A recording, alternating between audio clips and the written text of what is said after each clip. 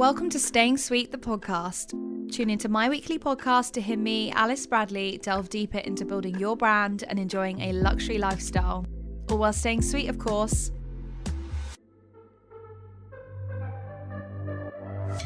Whether you're looking to level up in business, start something of your own, or balance a more exciting, fulfilling, and healthier lifestyle, each episode will be created especially to inspire and encourage your own success so you can really have it all. Plus, don't miss out on the Staying Sweet specials, a series of exclusive interviews and conversations with Alice Bradley's network of inspiring entrepreneurs and brand owners. Always protect your sweetness, your light is not a weakness. Don't forget, there are new episodes every Monday. For daily content, you can check out my Instagram and you can follow me at alicelucybradley. Stay sweet!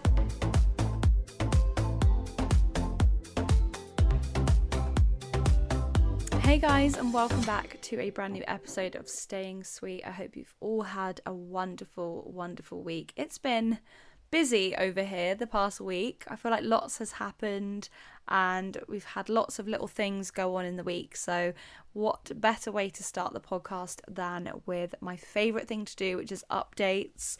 I am going to update you on everything, spill all the tea, and just give you a proper catch up. This week has been so much fun and just a really great opportunity to do lots of different things. I actually spent the beginning of the week at the University Arms Hotel in Cambridge. Myself and Tasha took a road trip. It was my first time actually driving up to Cambridge, and we set off very early and just packed the car up, got ourselves some snacks and of course our favourite Starbucks coffees, and headed up to Cambridge for a content / review / sort of press experience, which was amazing. We were very fortunate to be given a room at the University Arms Hotel, which is so central to Cambridge and is perfect for sort of roaming around and exploring. I just really wanted to do more of these types of trips in 2022, give myself the opportunity to see the UK. I feel really awful that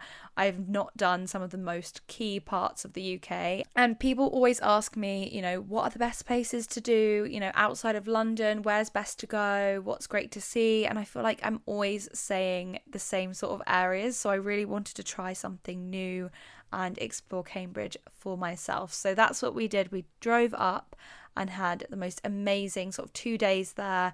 Drove up really early, checked into the hotel and just explored.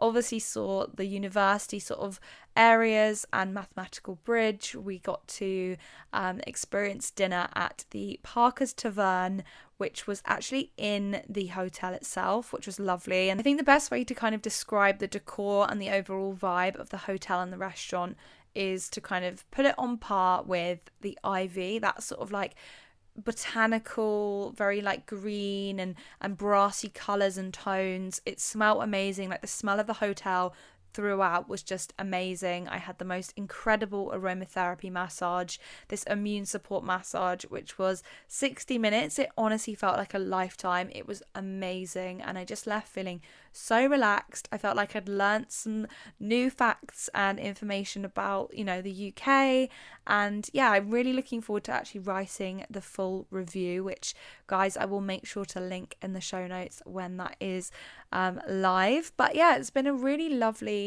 week. Obviously, I had this fast-paced, busy week. I had a London day. I was shooting in Central, getting content, and just getting so much done. And then by the end of the week, I was at the fhAGQ, which I'm still pinching myself at the fact that I was invited to shoot influencer content with fhAGQ at their headquarters in Brighton, and it was incredible. It was so out of my comfort zone, but something that I'm so glad that I've done.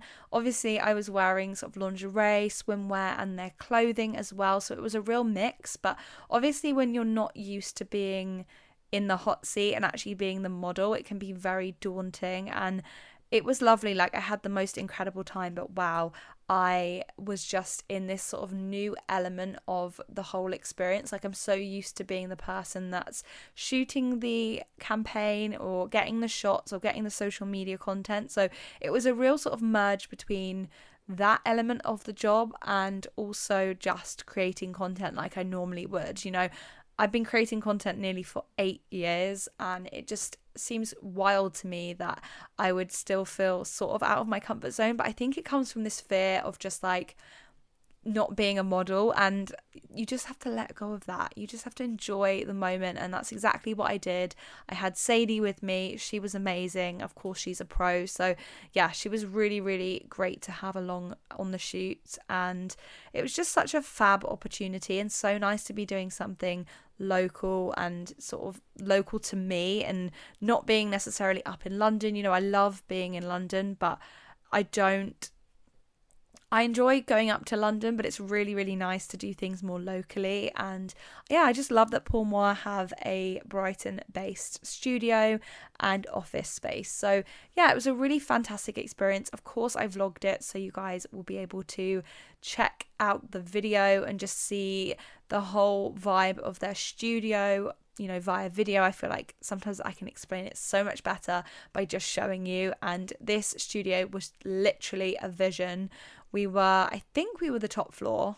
I'm not quite sure, but we were high up enough that we could see out to sea. We could also see up towards the Churchill Square area, like not specifically be able to see it, but I knew like where it was in the distance. And then obviously the I-360, which sticks out in Brighton. And at first I was really not sure about that monument, but now I really love it because it's a really great indicator. I can see where I am, I know my bearings, and yeah, I really, really love it now. And it's just a really nice landmark in Brighton. I shoot a lot of content around in that area with Tasha and obviously my photography clients as well. So yeah, I felt really comfortable in that respect, and I loved the studio. The studio was bright and airy, and there was a big sort of floor, not floor to ceiling, but like a really like nice full height mirror that I could utilize for Instagram pictures. I positioned it so you'd get the reflection of sort of Brighton in the background. It was honestly amazing. I cannot wait to share all the content that I shot.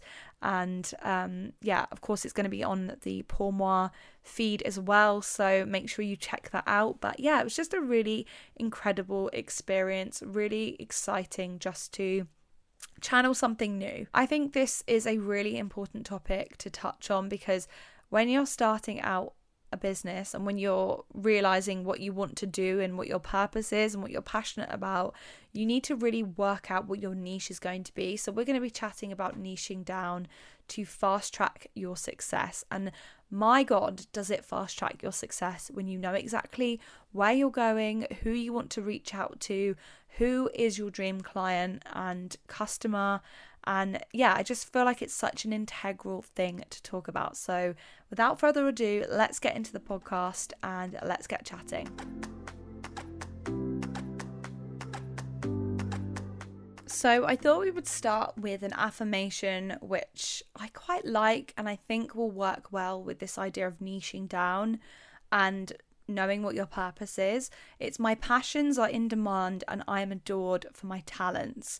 And I really think when you're finding your niche, looking to your talents, looking at what you're good at is where you're going to see the most success, and you'll be most likely to find a place for yourself in an industry, or maybe you're targeting something that's completely off the wall. But we're gonna talk about that today, and we're going to talk about when you've got an idea that is so out of reality that people don't get it, or they don't get what your purpose is or what the point of your business is, because that again can be a good thing even though it doesn't sound like it. So what we're going to talk about first is that exact thing.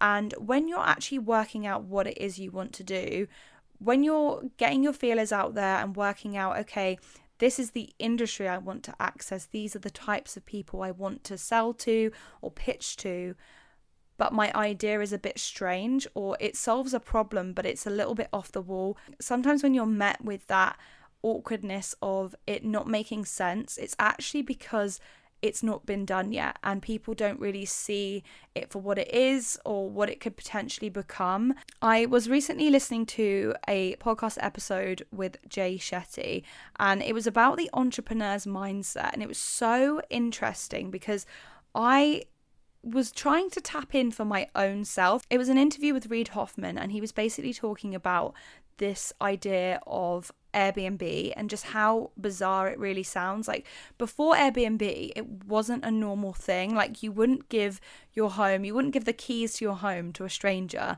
that you've never met before, and you somehow leave your property and put all that responsibility on a person you've never met. And yet with that idea, with that strange pitch of, I'm going to give my property up for somebody else that I've never met before, and they're going to stay in it, and I'm going to make money on it. I'm not just going to make money, but I'm going to make a profit on the fact that they're staying there. The concept is still so bizarre when you actually think about it. Yet in 2021, Airbnb was valued at $113 billion US.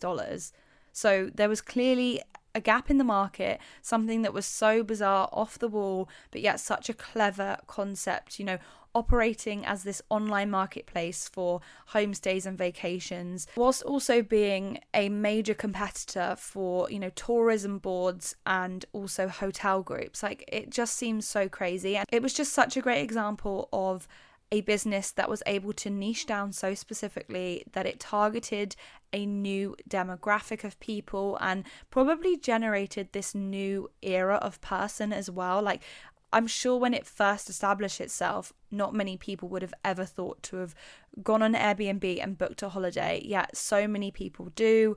I know I have before, and it's a way that I like to book holidays now. So yeah, it seems really odd that a business so specific can actually generate a newfound generation of audience. So when you're niching down, sometimes it is your fast track to success, and it's actually about channeling where you see the business in the future. Sometimes we don't see the trends emerge yet because we are the trendsetters. We are the people that are setting the precedent. And you can look at so many different industries for this, big corporations that are doing the most and actually at the top of their game because they were paving a new way, and they were, strange and a little bit different and doing things slightly differently. So if you're looking at starting your own business, you're really going to want to channel that future self or that future part of your business.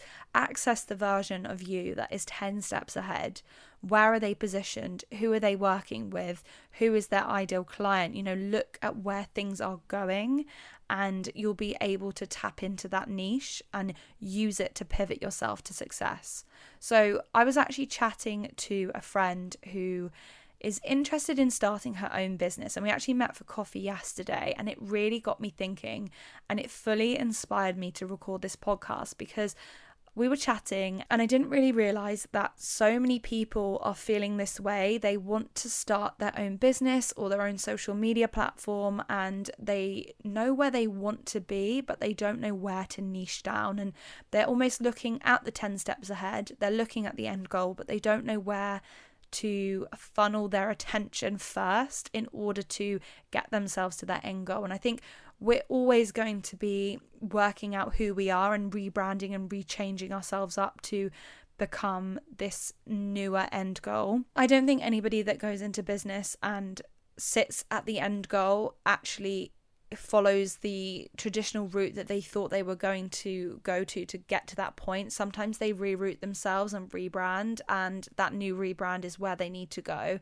But I think it's really important that you know where you want to be in order to get the ball rolling. So it was a really interesting conversation. We were chatting over coffee. I mean, what I love to do best. And we were chatting about how to hone skills that she already has. So we actually both have journalism degrees, and we were chatting about that, chatting about what we learned from our degree, whether it was worth it, what skills we obtained, and how to use this degree that is so vast and so broad and niche it down to this new dream business, this dream client, this dream, opportunity. And I think she's ready now to set up her own business. And it really got me thinking and got my my little passion sensors tingling, because I thought, oh, this is really exciting, this beginning phase of a business when you are working out what it is you actually want to do and how you want to make it happen. So I thought it'd be a really nice topic to talk about, because I'm sure there's so many of you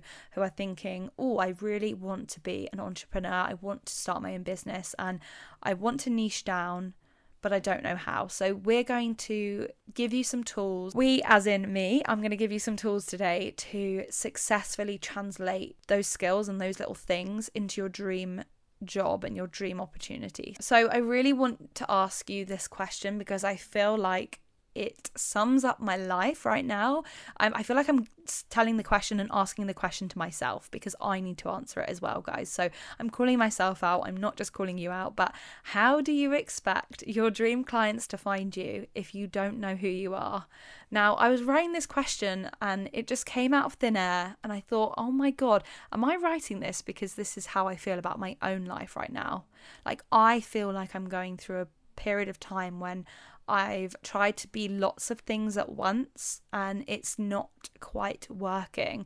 Like, things happen and I have those moments and flicks and flares of success, but I don't really know specifically who I am. So how can I expect people to find me and see my profile and see my content and know who I am if I'm flitting between all these different things and not niching down? And I think that's something that I need to do myself. So with this coffee with my friend, I just thought, wow, okay, that's a really good way to go. I think that would be the first bit of advice I would give her or anybody listening to this podcast today who doesn't know where they need to go within the business that they want to create. So if your dream client can't find you, why is that? Like, what things are hindering you? Like, are you not being specific? Is your branding not actually telling a story? Are you finding that it's very vague and just similar to other brands out there? Like, what can you offer that is going to be niche? And that is where you're going to really see what sticks out and what is actually hindering your own success. Also, as well, like, don't worry about making mistakes. Rebranding and redefining your identity is part of building a business. Brands will naturally evolve over time. You know, look at big brands you know and love today, like the Heinz baked bean and, the Pringle. I was thinking about Pringles the other day because I really miss the old packaging. They've had to evolve. They're doing new things. They're using more recycled packaging. I get it. But their branding has completely changed. You know, Cadbury's, their branding has changed. We're not going to be stuck in the same sort of things for very long. We're always going to be redefining who we are. So don't ever think that your business being redefined is a sign of failure. It's just how you're naturally going to evolve it over time. And if you miss out on those failures, if you don't give yourself the opportunity to see a rebrand as a point of like transition and the space to evolve and grow, you could actually be missing out on a critical path. And by critical path, I mean it could be a new reroute to a fast track to success. It could be the moment that you change the game for yourself. That rebrand, that logo change could actually be the moment that you actually see real traction in your business. So don't be scared of it.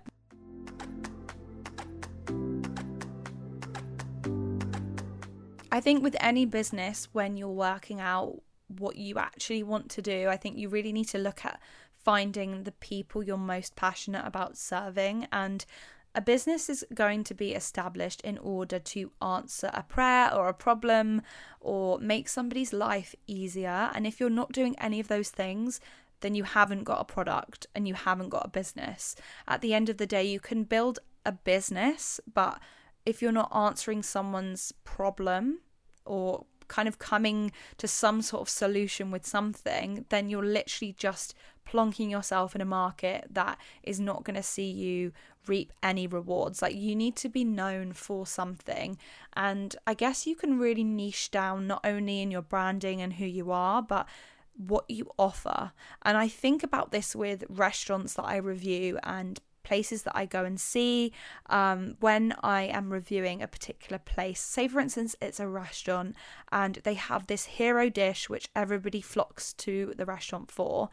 That is a key sign of a niched, fast track, like little product that is just going to set them apart from the rest. So really look at what you could have, what your like pivotal product could be or your pivotal service could be, and find out the type of person it's serving. Really look at who they are, who would be buying this product, and start really deciding to push the emphasis on selling the product there and selling to that niche. You know, if it's a restaurant that's selling an award-winning, vegan dish. Okay, you want to tap into the vegan market. You want to be looking at inviting vegan bloggers to try your vegan burger. Like, say your vegan burger is this like crazy combination of like flavors, and maybe it's something that you've never seen before. If somebody is that interested in it, they will flock to that place just for that experience. So you need to give that in your business. You need to know what your burger is going to be. What are you bringing to the table? What flavors are you bringing to the table? I feel like everything comes back to food with me, but we're using it as an example today. I think another good question to ask yourself when starting your business, it's really like random, but if you won the lottery tomorrow, would you still want to do this work? Would you still want to support this niche? Would you think, oh, great, I don't have to work a day in my life again. I'm just going to chill by my new pool? Or would you decide, hang on, there's real possibility with this. I've got money now. I can inject capital. I want to do this. I want to expand my business. I want to put money into having a team or having an office space. If you won the lottery tomorrow, would you still want to do it? Because if you wouldn't, then you're not passionate, and it will show. And it's not even about, winning the lottery. It's just about, are you feeling passionate enough to make it work? I found Reid Hoffman's points on Jay Shetty's podcast so fascinating and really triggering in the most exciting way. I was really finding myself asking the questions to myself and thinking, okay, would I want to do this for my business? Would I want to make this work? And he asked this question, if your business is going to take 10 years to build, which it most likely will, in order to really see, long-standing success, would you want to dedicate 10 years of your life to it?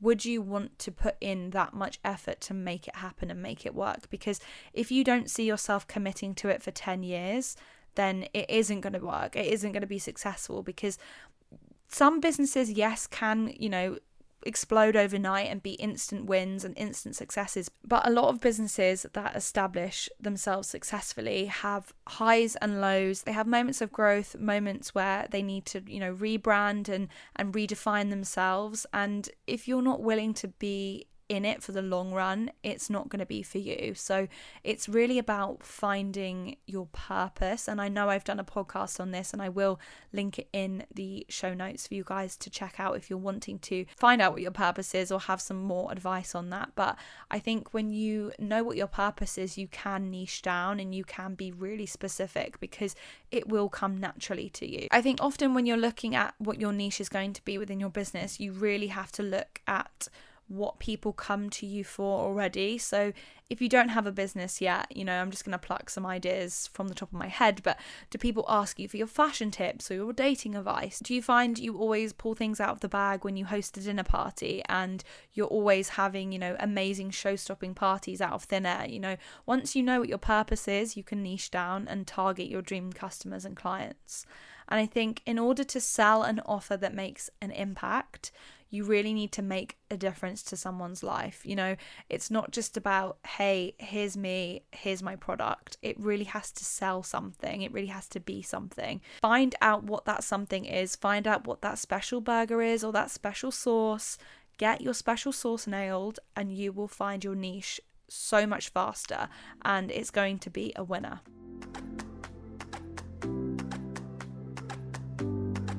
My final piece of advice for niching down and just really focusing yourself inward and looking to your story is knowing where you come from and utilizing that, guys. I always wondered what this meant in business. What is your story? How did you establish yourself? I've read a lot of self-help books, and I'm looking at their story and I'm reading their story, and sometimes these people come from the most insane hardships, yet they have the most incredible stories to tell. And I'm not saying you have to have these horrible hardships in order to be successful, but you need to utilize the story that you have, the life that you've already led, and think about what your life stands for, your highs and lows. Why are you here? What sets you apart? Your story can help you access your niche. If you are a single mother and you've decided that you're going to build a business from the ground up whilst also juggling motherhood and, working full time, like that could be your story. That could be your selling point. You could be targeting women who are in the same position or are wanting to find that kind of beacon of hope that, if she can make it work, then I can. So utilize that point and utilize what your story is. You might be able to find these lessons and wisdom encourage sales. And I'm not saying, pluck at the heartstrings in order to, get money in your pocket, but there will be people who believe in your message. And I think when you share a message you believe in, the passion will naturally flow. And I think that is so true for me and my podcast. I think I switch this mic on and it just comes out. Like the words somehow flow, somehow make sense. Okay, occasionally I stumble on my words, but I know what I'm needing to say to you and I know what I need to share. And maybe that is what my niche is. My niche is helping you find out who you are and where you're going in your business. So yeah, find that niche. Find that passion. Where passion goes, energy will flow. You will feel a pull to becoming that person and utilizing your story. And I know people's stories can be sometimes, so bad or so traumatizing that they don't want to use it as part of their marketing strategy. And that's totally fine. You don't have to. But just use it to fuel your passion. Use it to drive your commitment and your motivation. If that's all you want to share, one day, you never know, you might be sitting down to write your tell-all memoir and it will all come out in that moment. So allow yourself to just enjoy the passion and enjoy finding where that passion is. When you get there, the spark will flick and the fire will ignite, and there will be that moment of realization, and it will be so exciting.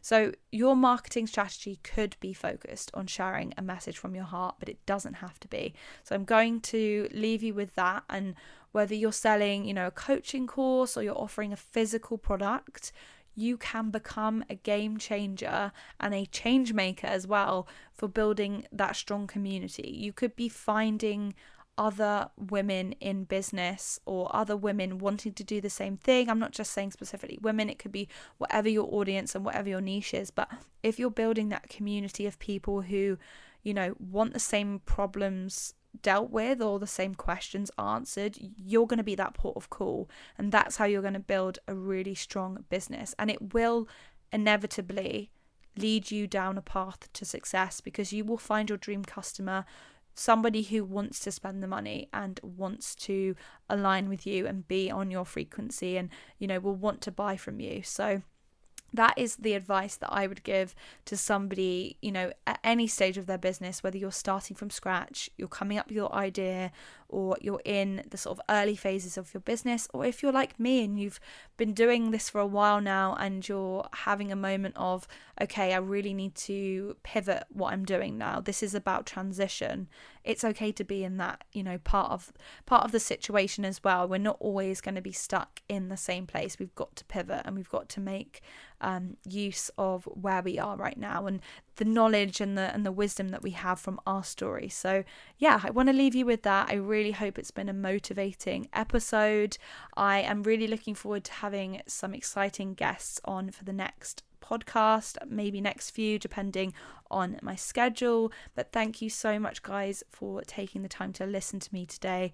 And yeah, I just want to say the biggest thank you if you have decided to dedicate your time to listen to me and enjoy this podcast. I really do appreciate it. It means the absolute world, and I really hope that I can share and impart some wisdom today. Thank you so much for tuning in to Staying Sweet, the podcast. If you enjoyed listening, please do leave a review, and I will catch you next week for a new episode.